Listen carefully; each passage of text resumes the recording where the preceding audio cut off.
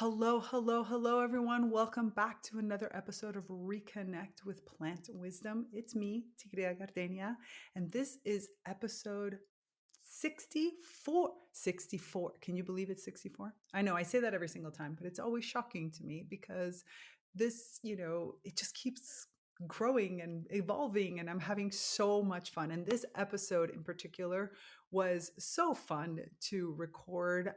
So this is episode 54, Mugwort Dreamer with Rachel Corby. And Rachel Corby, well, there's just so much to tell about Rachel and Rachel's work and how she is. You're going to find it all in the show notes at the end. But Rachel is basically an author and a personal rewilding coach, and she's just done so many things. But more than anything, she recognizes herself as a plant whisperer. So without any further ado, here is episode 54, Mugwort Dreamer with Rachel Corby. Enjoy. Welcome to Reconnect with Plant Wisdom. I'm your host, Tigrila Gardenia, nature-inspired mentor and leadership coach. In this podcast, I share ancient and modern knowledge from biology to spirituality about the wondrous ways in which plants can help you lead a naturally conscious life.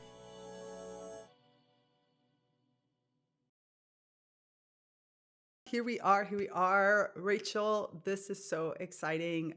This was definitely an unexpected conversation that we had, and I'm really looking forward to having everybody kind of learn who is Rachel, what is it that Rachel does, and what is Rachel's connection to plants. Please tell us.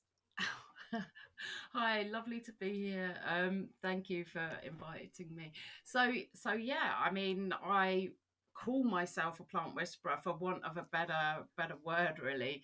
Um, and yeah, my life really has become about working with plants. It started out as a gardener. I was kind of a keen permaculture organic gardener, and then actually I'll just go straight to my beginning story, because I remember one day just saying, I wish I was little Mrs. Clark. She was in her 90s, and I was weeding between her wallflowers, and I was just saying to the wallflowers, I just wish I could hear the plants talk to me, and they did. And the rest is history. But I mean, to be fair, before that, I was doing my geography degree, and I mean, I wasn't really a plant person. I probably had what people call plant blindness. It was just green stuff. But my dissertation for my degree, um, I did physical geography, and I was like looking at the microvegetation on a slope, and I had these meter square kind of quadrats, they're called, and I had to count. Well, I chose this as a decision, but like to count how many different species there were in every square meter to see if there was a variation. It was all about landforms and stuff. But anyway, I just got blown away by mosses, by the intricacy and the beauty of moss. Actually, we were chatting earlier about Robin Wall Kimmerer and her book about moss. Was just like, oh my God, Yes, this woman. Gather Moss. Such a great book. Such a great book. Really, absolutely. So yeah, ever since then, which was in the early 90s, I've just been falling down the rabbit hole of plants, and or the plant hole, the plant root, what would you Exactly. call it? Well, I'm curious, what did those wallflowers say to you that first time? Do you know, they actually repeated the name of a plant over and over again. They just said to me, and it was a plant I'd never heard at that time. They just said, Brugmansia, Brugmansia, Brugmansia.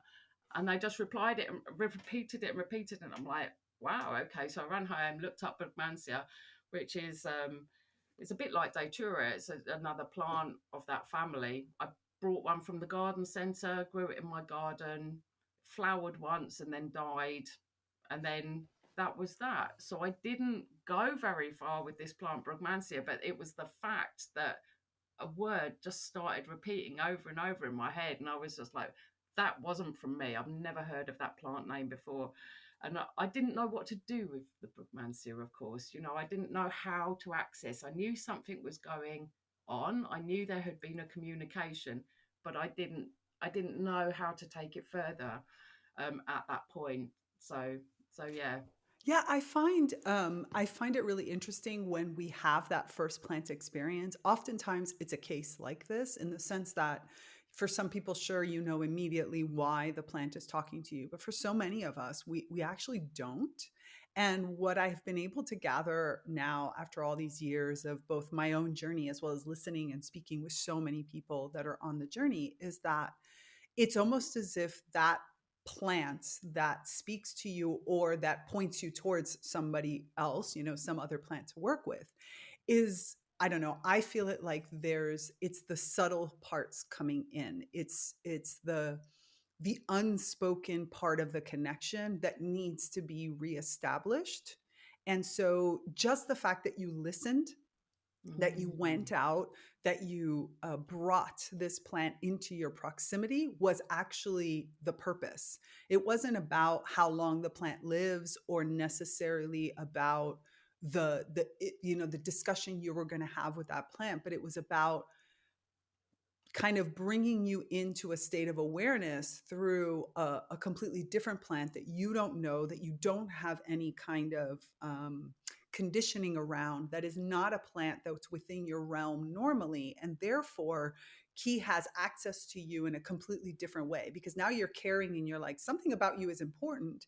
And even the death process is an important lesson to learn, but that it's completely different from the norm of if they, if that plant would have told you, I don't know, pine tree or, something else, that you would have had a different kind of relationship. Do you find that it's something similar or? I actually love what you've just said because it makes me feel so much better about the death of my Brugmansia.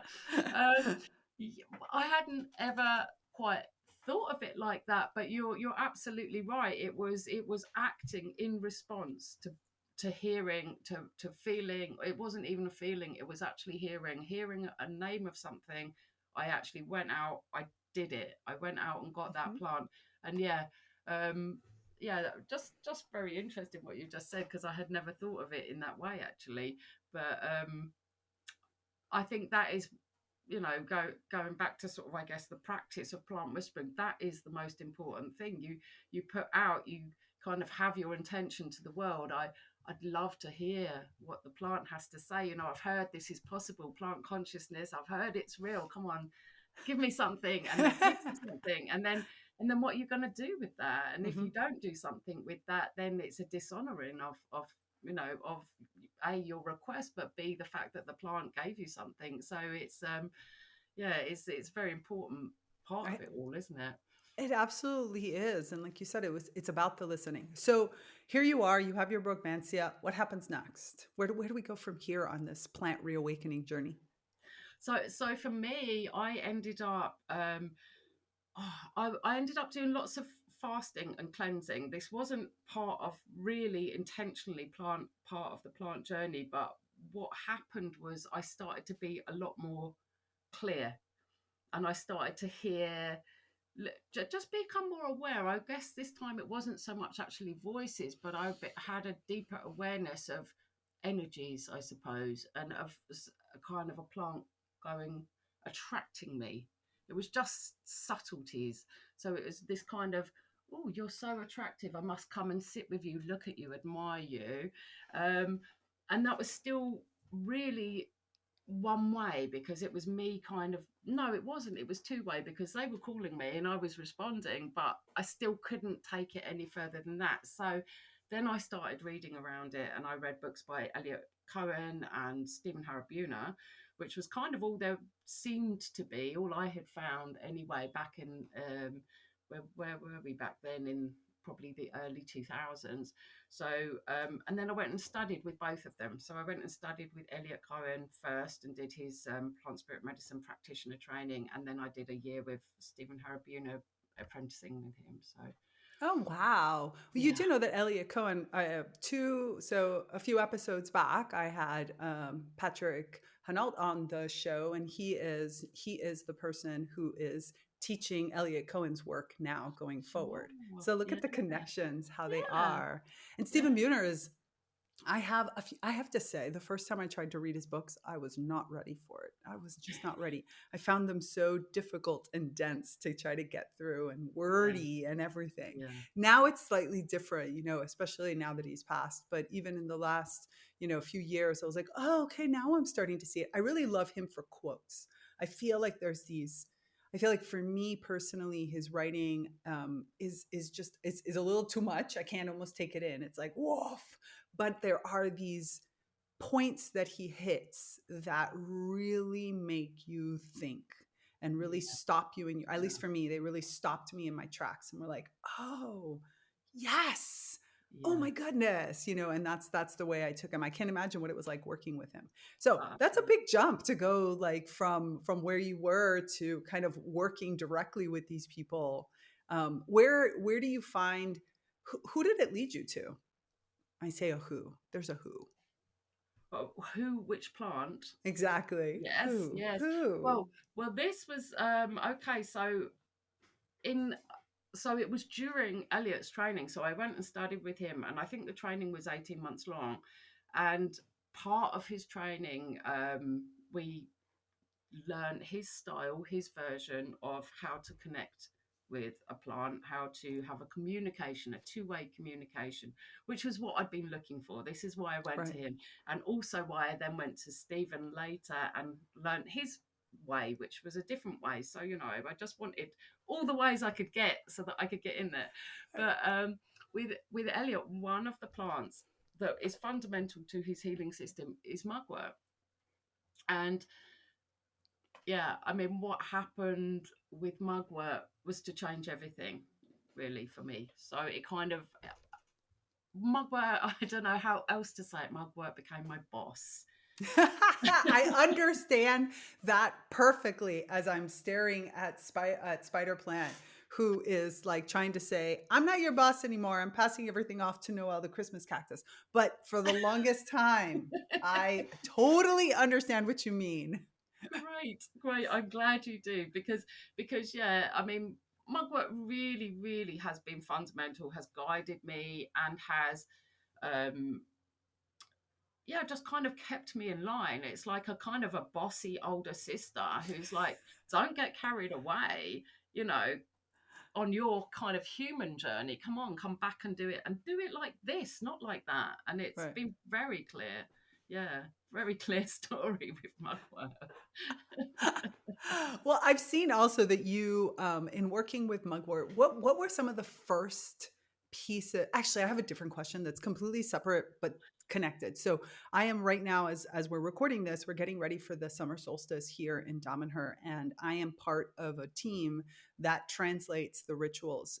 It takes a long time for all of us, for a small group of us who are combination native English speakers and non-native English speakers, but very good English speakers, to try to translate the essence of the really deep rituals that Damanhur has. And in the summer solstice in particular, there's an entire connection to Artemisia, to Mugwort. And so we were translating this, and we have these big long discussions sometimes because, for example, in the case of this ritual, we've chosen to keep the word Artemisia instead of using Mugwort. Hmm. And it was a long discussion of what is the essence, what's the essence of the plant, where is the plant coming into this, what is the relationship with the plant. Hence Artemisia, which is closer to the Latin name, is the reason we chose it. And but I'm so curious for you of how did you start working with Mugwort? Do you feel like there's a different frequency between Mugwort as opposed to Artemisia? Is it the same? Like I don't know. I might be just asking a question that just has to do with me because I'm stuck in this translation mode and therefore so deep into, and because I have that with a lot of the plants, like names that the plant gives me, that my plant friends give me, like Noel, the Christmas cactus, who says, call me Noel, but Christmas cactus versus the scientific name. Like we have these discussions around here. I'm looking around at all the plants Mm. that are surrounding me. And some of us have really deep conversations of this, like Spider Plant, who says, my name is Spider Plant. That is my name, capital S, lowercase p, all these different things. Do you find that the name changes your relationship? I think yes. I mean, I haven't had so much of a journey with the names as clearly you have, because that's really interesting. But I've done quite a bit of work with mushrooms as well, and one of the mushrooms is, as some people would call, fly agaric, but Amanita, which is the Latin Mhm. name, Amanita muscaria, or I don't know how to pronounce it really, but No, Moscaria Amanita, is fine. yeah, yeah. So Amanita, it's Amanita, and Amanita does not like to be called flight agaric at all. Mhm. To me, when we've had that conversation, I am not fly agaric. That's a horrible name, and it's not who I am. But with mugwort, Artemisia, as you say, is such a beautiful word. It just is beautiful and poetic. But I've never had that conversation actually with mugwort. Mugwort has never said to me, so I just call key mugwort all the time. Which makes Um, sense. I yeah. mean, each one of us enters into relationship differently, and I think that that's the beauty of it. So tell me about your relationship with Mugwort. Yeah, so I mean, well, it was all related to this first instance. I'd never ever even heard actually, and that kind of might seem incredible to people now because everybody has probably heard of mugwort by now.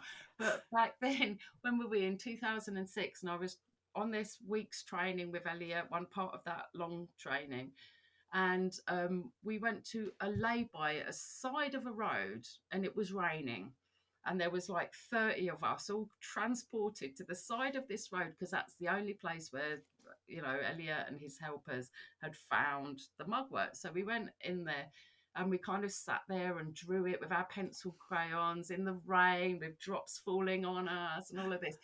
But we sat there for an hour, or we stood there for an hour, just having this initial conversation with Mugwort. And then we went back and did a shamanic journey.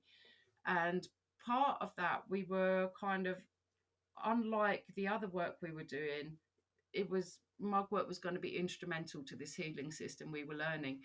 And Mugwort turned around to me during the shamanic journey and said, "You're not going to work healing people in this kind of the way that it's been presented in this training," and which is quite disappointing, several £1,000s into a training module. Do you know what I mean? And my quotes, "No, this isn't your path.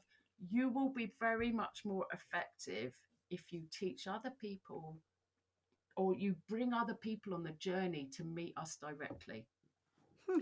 And so basically a mugwort said to me, "You will drum for other people, like, so play the shamanic drum for people while they go on a journey to meet with the plants, and that is going to be your role." And I was actually given that as a role by mugwort. So from then on, it was kind of like, okay, so that's why mugwort is my boss, because mugwort told me, this, you're not going to be sat in a clinic with people lying on your lovely treatment couch and telling you about their indigestion. No, you are going to be helping people, because that is the cure that we need, you know. And that was what Mugwort told me. That's the cure that we need. And so, actually, I mean, I've written a few books, and in my most recent one, it was going to be literally a pamphlet of how, 50 pages, how to meet with a plant. How I just thought, everyone needs to know this, how to meet with a plant. And then halfway through writing it, Mugwort goes, "What are you even thinking?" And Mugwort turned it into a 150-page book. I had to work with Mugwort every single day that I wrote, because Mugwort was like, "No, you've got to get the really deep respect in place, because otherwise people will misuse the information and use it for their own gain. So you have to have that really deep respect for the living plant energies that you won't get if you just leave it as a kind of step one, sit outside." Right. Well, and that actually opens to a question that I was asking. I was thinking as you were saying that, when you say I worked with mugwort every day, for every one of us has our own way. For you, what did working with mugwort on this look like? By the way, I'm not surprised that mugwort did this. Like, I'm not. Knowing everything I know about mugwort and the work that we do here with mugwort during the solstice, not surprised at all.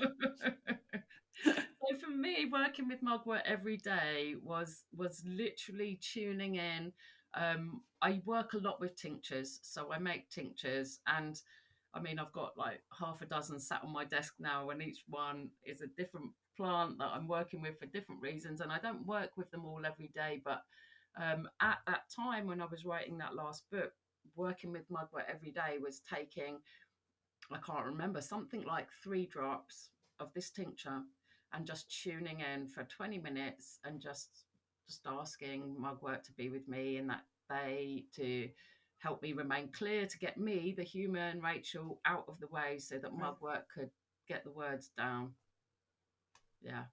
Yeah, and that's the beauty of it. It's simplicity. I feel like when we talk about plant communication and plant whispering, and people are looking for information and courses, and sometimes I'm like, it's as easy. You have to start with just being present, right? Yeah. Just giving yourself that permission. And each one of us tunes in slightly different ways. Some people are going to go want to sit with that plant in a way. Sometimes you're going to just want to stare. In my spirit wild plant quiz, for example, some of the exercises I give are done with a photograph, right? Yes. Because you can't always get to where the plant is. But not only that, it's not always necessary. Sometimes some things you want to do, you can do in your own home or in that space.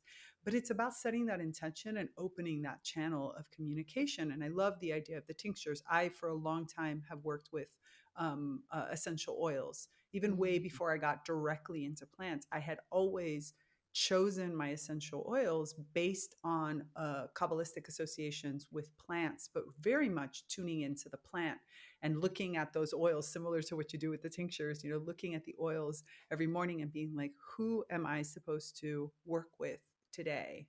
And for Yeah. example, right now I'm kind of primarily working with 3 different essences, and my whole, just every morning, like, who is the person, the plant person that's going to work with me today through that way. And it's like inviting them in to your work, inviting them into your essence. Absolutely. And Absolutely. it's such a beautiful and simple thing. We don't have to overcomplicate it. What have you found that has changed? I mean, for you, from what I understand, for you, this was like a proper initiation with Mugwort in the end. What has changed in your life thanks to this relationship with Mugwort?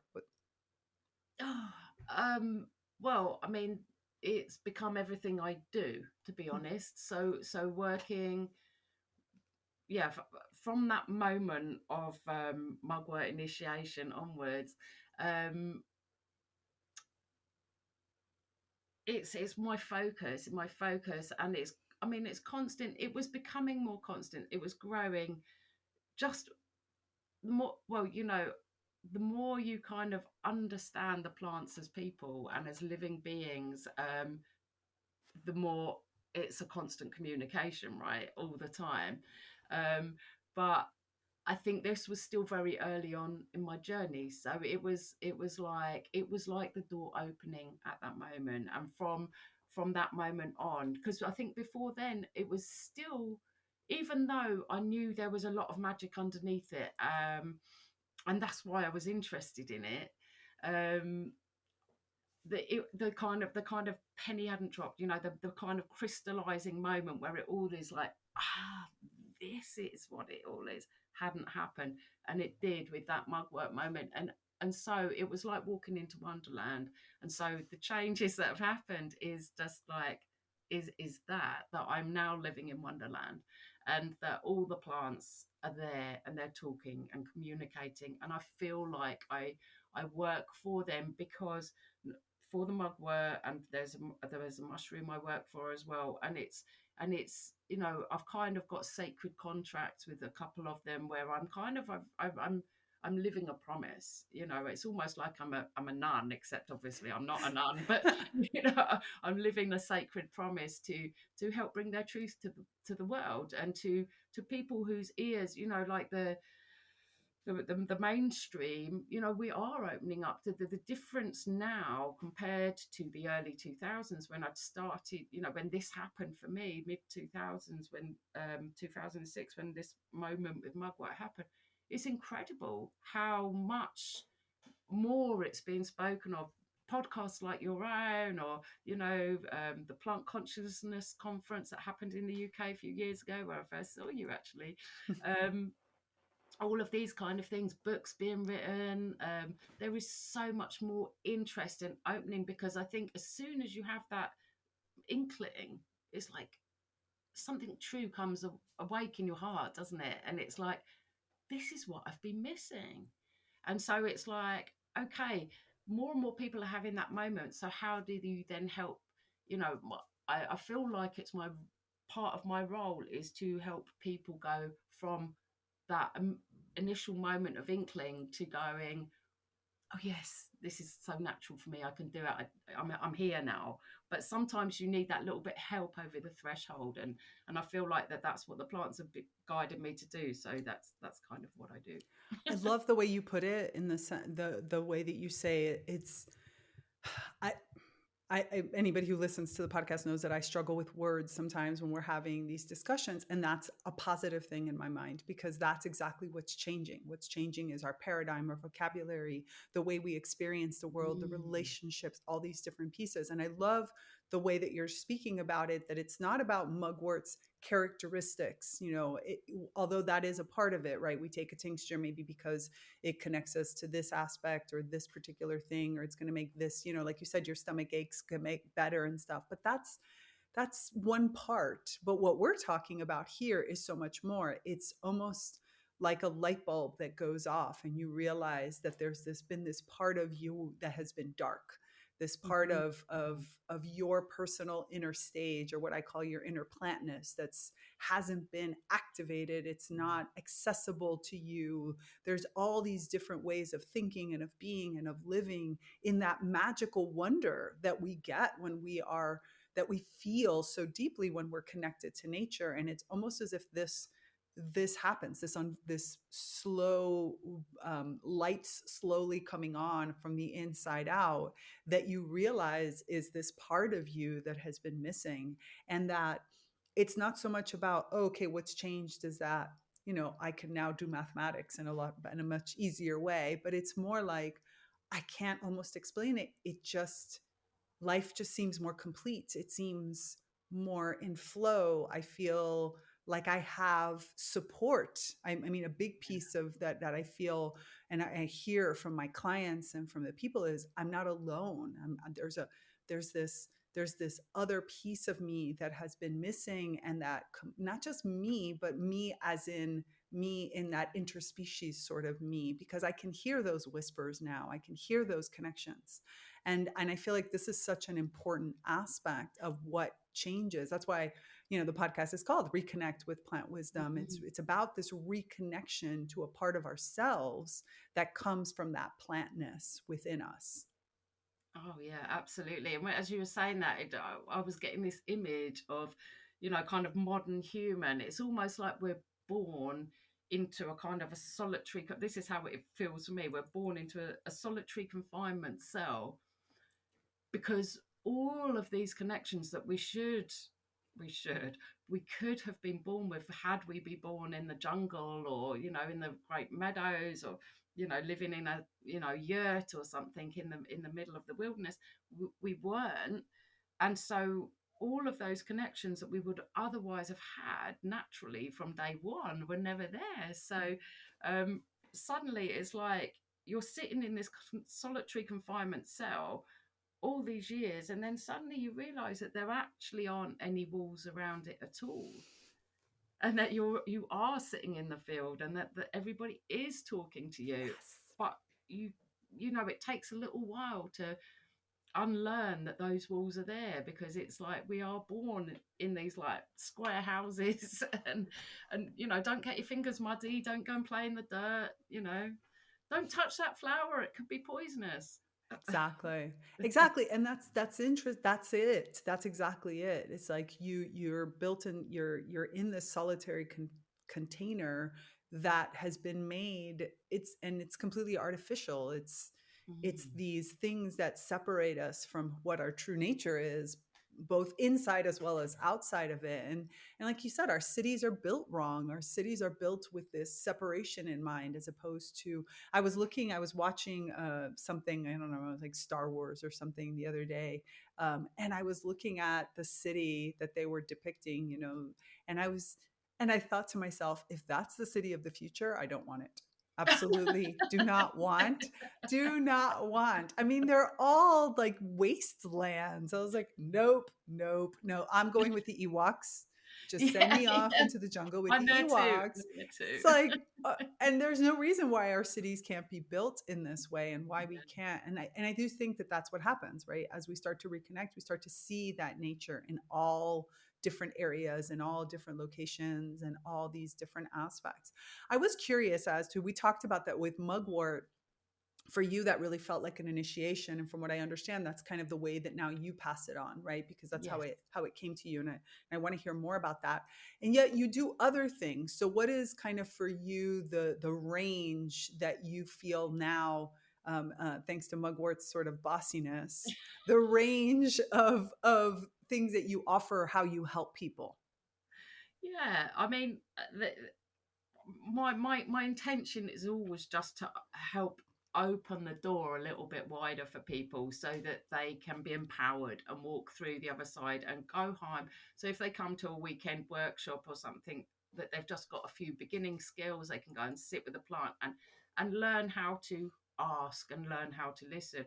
And I mean, one of the ways I really love to work is with diets. You might call them dietas or whatever, but I tend to do like a 28 days um, moon to moon. That's usually with people who've already got some kind of basic plant skills, because it's can be as simple as, like I worked with the mugwort when I was writing the book, just 20 minutes a day, either sat with, like you sometimes do, you said, with an image, or sitting outside in the garden, or working with some drops or some tea or something like that.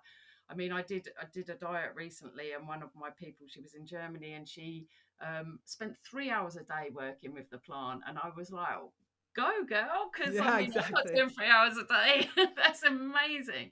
But yeah, I find working in groups is so powerful, because you're each getting your own thing, and you're thinking, oh, I've got this resistance, it's me, I don't know what's wrong with me, I love this plant, I can't understand why. And then you all come together at the end of the week, and everyone's going, oh, it's awful, I've had a bit of resistance.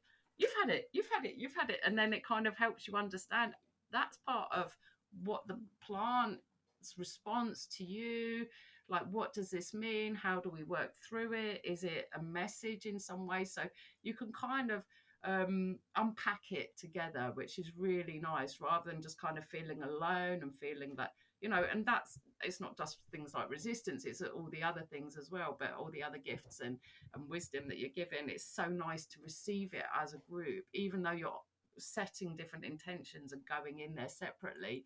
You're all you're all kind of meeting the character, in a all coming their separate routes, but all finding the same person at the other side of it. Yeah, groups are super important. I mean, I live in community and all of my work is in community, right? I founded the Naturally Conscious community exactly for what you're saying, is that Mm. as we're going through this, because we're opening up to new experiences, we're reconnecting with parts of ourselves we didn't even know we had. We're redefining words and paradigms and understandings and shedding these conditionings and evolving past things. So it's understandable that it's going to be scary. It's going to be strange. It's going to be misunderstood. It's going to be so many different aspects that having that group, whether it's the container of a specific course or event or experience, or whether it's a larger community, kind of like we have in the Naturally Conscious community, gives you that sense of, oh, I can let myself get lost a little bit and yet not feel lost, right? Which I think Mm. is super important for this, because in order for us to evolve into this interspecies type being and intraspecies type being that we're exploring for ourselves, it's so important for us to be able to feel safe and comfortable enough and secure to kind of let go of the definitions that I currently have and not feel silly about it, not feel mistaken or stupid or any of those types of things, which we know happens, right? So I'm in this moment where I'm trying to think of something and I don't know how to pronounce this word, or I don't know how to put into words. I think a few episodes back with Fontaine Burnett, when we were having a conversation about this getting the fuck out of the way, we were talking Mm. about this and we were saying how the words get lost. And so if you're not in a community, in a grouping of safe space where you're trying to explain using anything that might come to mind, pictures and images and gestures and all these pieces. If you were just doing that by yourself, you would probably close that all down because you'd say, oh, something is wrong with me, or that doesn't make any sense. But it's supposed to not make sense for a while. So Yeah. you need that community to hold you in the not making sense. It's not even, I think most people think that the community is to be able to always share experiences, and that's always great. But oftentimes the community is there to just hold that space for you and to allow you to express, and that it bounces off the person, and through their expressions, through their feelings, through the way that they deal with it, then you sort of better understand it as you're going through it. So I totally understand why the community and why the grouping is so important. Oh, absolutely. The way you describe that is absolutely perfect, because there are no words for this territory. This territory is a natural territory, Mhm. but with, having been in that confinement cell for so long, we don't know what the language is. We don't even, using key for plant, like Right. as in day. Um, you know, that came from Robin Wall Kimmerer, didn't it? And I'm so Yep. grateful for that, because, you know, I remember a few years ago, before I'd heard of the word key, talking with one of my students at the time, and we were just going, our language is so inept. It's not ready for what we're doing. It's almost like kind of opening up to the plants, to our relatives, the plants, and all other beings, is something that is so natural and should always have been there. And yet we have, as a culture and as a language, have closed down so much that the room isn't there to describe it. It's like somebody who goes and does their first acid trip. They come back, how was it? Well, I can't. There's no words. It's the Exactly. same. I've gone out and I spoke to the plants all weekend on this workshop. How was it? There are no words. It's the same. I completely agree. And we talk about this all the time. Vocabulary limits us so much. It constrains our thoughts. It constrains, the way that we try to express it, and even the way we feel it. And that's why it's so great to have a grouping of people, and also a safe space, like we said, whether it's, one of your courses, your events, or whether we're talking about the naturally conscious community, to have that Mm, safe mm, space to also explore other forms of interpretation and understanding. Right, we need all of that, the art and the dance and the, and the creation. I found the other day I was cooking, and I really love to cook. I tend not to cook for others that much because I experiment a lot when I cook. So it can be horrible and it can be wonderful. When it's wonderful, it's wonderful. And the other day I put something together that was so delicious. And I realized as I was doing this that it was also coming from that safe space to explore other parts of myself, which is a big piece of all of this work that that I'm doing with the plants, and that I do, is how do we create that safe space? And so since I was in the kitchen, I had this completely safe space, and I was like, you know what? I literally, for the first time in a long time, pulled all the spices out of my cabinet and I put them all on the table, and I was looking at them and I was saying, I need to refresh everything I have with these new eyes. And I remember I pulled out ginger, and I was almost kind of, ginger ended up being the sort of the what's the word I'm looking for? Kind of, not, I don't want to say the leader of the pack, but ginger ended up being kind of the cornerstone, yeah. right, of what I was creating, that flavor. And I remember pulling out, and it was my last piece of fresh ginger, which had been honestly in the fridge for a while. But I was like, I pulled out and I was like, this is my freshness. Like, this is the being that is going to guide this. I know it sounds kind of corny, but that was just what happened.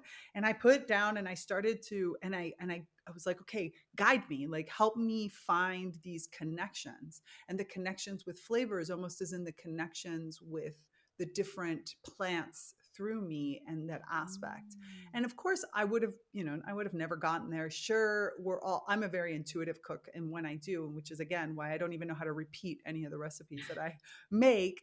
And so, but it was that feeling of like lightness and a feeling of connection as I was doing this that was just so incredibly powerful to me. So it makes sense to me that one of your books is called Rewilding and the Art of Plant Whispering, because this really is a rewilding, right? It's not just a reconnection, it's a allowing myself to be a little bit more feral, a little bit more wild. What is rewilding for you? Yeah, rewilding for me is about just dropping some of this kind of conditioning and, I mean, domestication, the kind of wearing of shoes. You know, I was talking to someone on the local radio actually on the weekend. They phoned me up because I've done these kind of barefoot walks. It's not really to do with plant work, but it's to do with the rewilding, and it's like walking barefoot.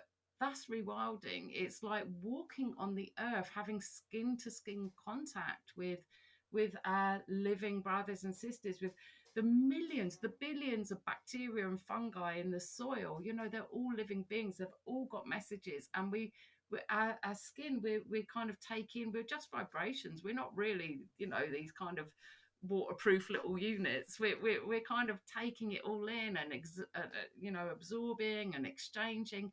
And if we're not doing that with our wild brothers and sisters, we're doing it with the plastic chair. I'm sat on a plastic chair in a concrete room. You know, it's like that's what I'm otherwise doing it with. So the whole rewilding bit is about, come on, let's get ourselves into a better condition. Let's get ourselves realigning with the natural way of being.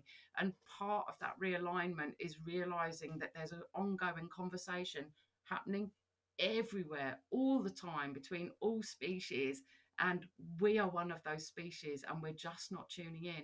So as soon as you start tuning in, it's like, oh bloody hell, I didn't know. And so then the art bit in the title of that book, the art of you know, when you talked about your cookery, that was the art. The art is an experiment, and it's a, like, there isn't a right or wrong. It's a, like, okay, as long as I've got an open heart and I'm trusting, and I believe there's something going on here, let's see what happens. You know, and I mean, I'm very much into that. So I love that you are kind of like, hi Ginger, come on, Len, show me. Let's see what you've got. You know, let's play together and see where we get, you know, and I love that. And Yeah. this is a great point for me to just pause for a second. I want to share with our audience one of our eco-conscious business partners, because these are the types of companies and organizations and groups that are really doing exactly what we're talking about. They're bringing all of this type of learning and experiences and connection into another realm. So let's share one of them with you now. From earth to pocket, a smartphone's journey is filled with unfair practices, which is why I was so happy to have found Fairphone. Because today, in this modern world, you can't live without your phone. So if you're going to have a phone in your pocket, you might as well make sure it is the number one most ecological phone you could have there. It's no secret that Fairphone is out to change the world. Fairphone puts people and planet first. They care about human rights and worker well-being. They care about climate and the planet's delicate ecosystem. And they care about designing a longer lasting product so that rather than having to change it constantly, you can actually upgrade it easily and simply. They're a B certified company. They have a platinum medal in EcoVadis, which is all about the way that they run the company, and an iFixit 10 out of 10 score. In other words, it is super easy for you to open this up and just change a piece rather than having to throw it out and get something new. Plus, they have a fair trade gold integrated standard. So if you're looking for a new phone, I want to help you get a discount on a Fairphone. So click the link in the show notes and get 25 euros off, or the equivalent of your currency, and get yourself a Fairphone. The quality is bar none. The camera is amazing. And seriously, you are going to be so proud to share this with your friends and family. So, Rachel, as we're kind of like getting into the closing up of our conversation, because there's just so many other questions that I want to ask, I want to kind of go back to Mugwort. I'd love to hear about right now what you feel are kind of like, what is the work that you and Mugwort are doing in this moment? Is it something specific, or do you feel like it's more open-ended? What's your relationship like today?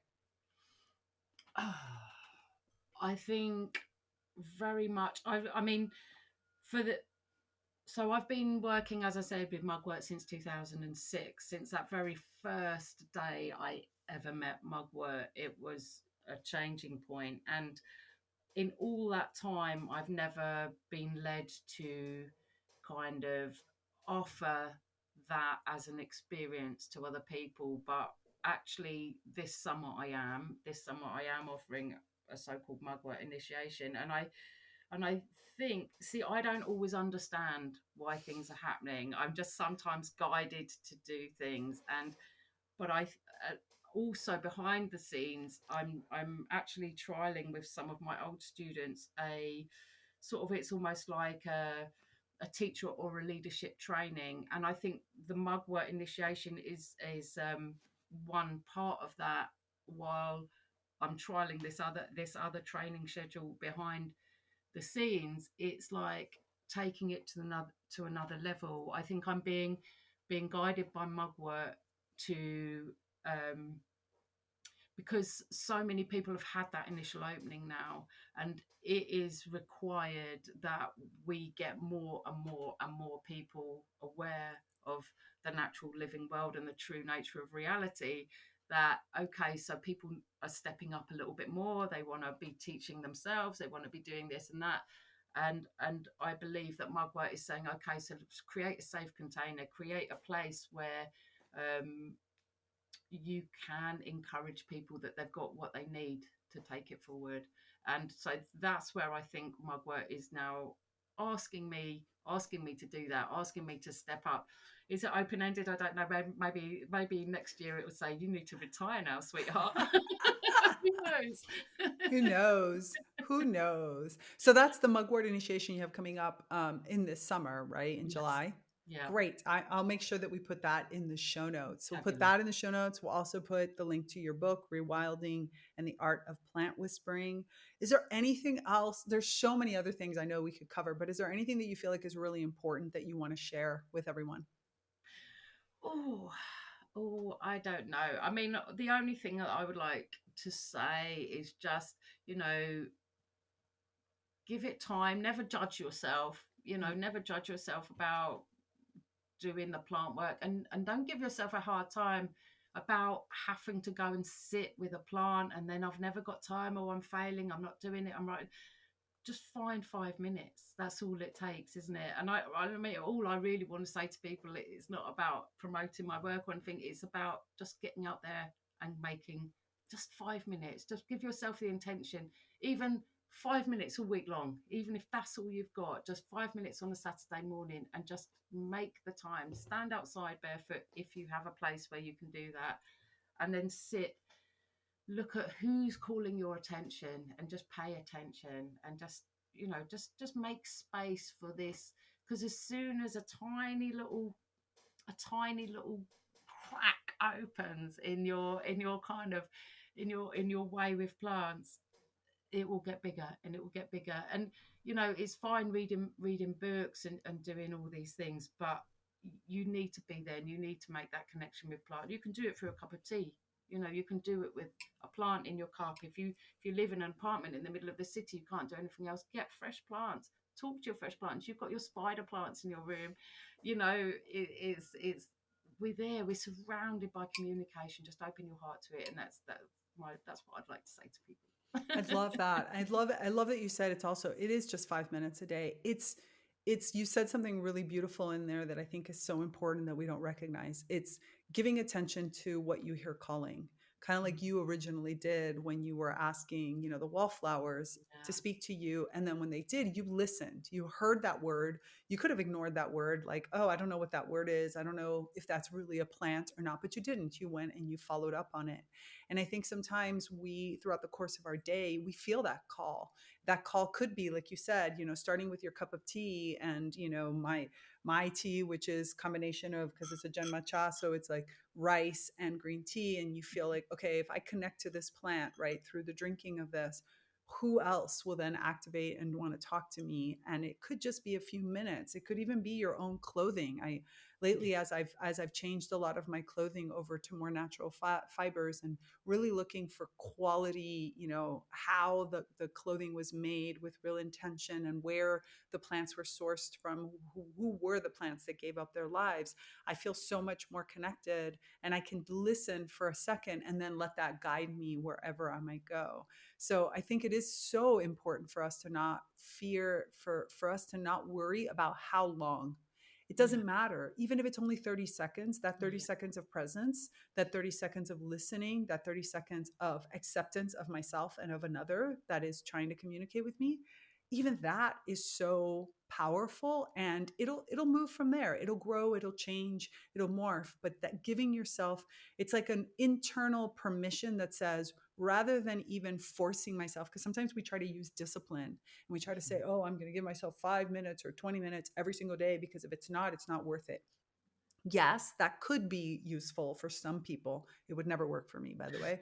But what's more powerful, I find, is giving myself permission when I wake up in the day and saying, I'm going to follow that voice. So if that voice calls to me, I'm going to follow and I'm going to listen, and giving myself that permission. I find that to be incredibly powerful, because throughout the course of the day, somebody's going to talk to you.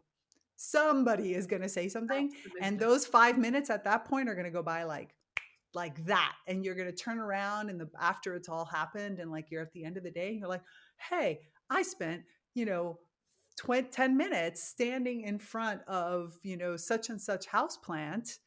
I wonder what that was all about. But you allowed yourself to do that, and then over time that relationship will then unfold. Absolutely. Absolutely. Perfect. I love it. I love it. It has been such a wonderful conversation. I will, like I said, definitely put in all your links in the show notes, and so that we have it. And I'm really excited to see, where Mugwort takes you. But it feels like somebody else is going to come in soon. Feels like, Mugwort's going to hand you off to somebody else. Well, let's see. Let's see. It's all the great unfolding. Who knows? Who knows? Thank you so much, Rachel. Thank Thank you for you this so much. conversation. And I look forward to hearing about all the wonderful things that you're doing. Likewise. Thank you so much. Take All care. right, everyone. That is another episode of Reconnect with Plant Wisdom. This time, our Mugwort Dreaming with Rachel Corby. And I am just so excited to continue these types of conversations. Please, like I said, give yourself those 5 minutes. Give yourself permission to experience what is happening, what is unfolding around you. And we're here in the Naturally Conscious community, in all the other channels, waiting to hear all about your stories. So we'll talk again very soon. And remember, resist the urge to hold back your emerging green brilliance. This is Tigria Gardenia. I'm out. Thanks for listening to this episode of Reconnect with Plant Wisdom. Intro and outro music by Steve Shuley and Poinsettia from The Singing Life of Plants. So join me, Tigria Gardenia, and my plant collaborators next time on Reconnect with Plant Wisdom.